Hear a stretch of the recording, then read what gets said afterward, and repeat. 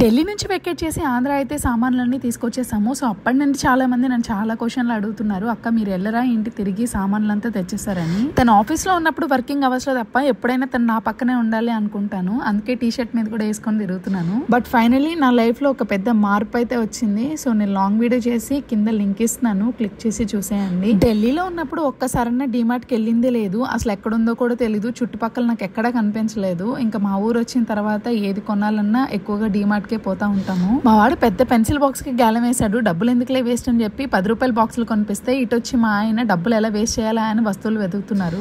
నాకు తెలిసి మన ఫ్యామిలీస్ లో చాలా మంది డీమార్ట్ లోనే ఎక్కువ గ్రోసరీ షాపింగ్ చేస్తారు. ఒక 5,000 కొందామని వెళ్ళి 10,000 బిల్ చేసే వాళ్ళు కూడా ఉంటారు. అలాంటి వాళ్ళు మీరు ఎంతమంది ఉన్నారో కామెంట్ చేయండి. నేను వెళ్తాను కానీ అలాంటి వీక్నెస్ కి మాత్రం అస్సలు లొంగను. ఏది కావాలో అది మాత్రమే పర్టికులర్ గా నేను ఆలోచించి కొంటాను. అసలు మా నాన్న అయితే మా ఊర్లో డీమార్ట్ వాకబుల్ డిస్టెన్స్ లో కూడా వెళ్ళరు, దానికి దగా మార్ట్ అని పేరు పెట్టారు.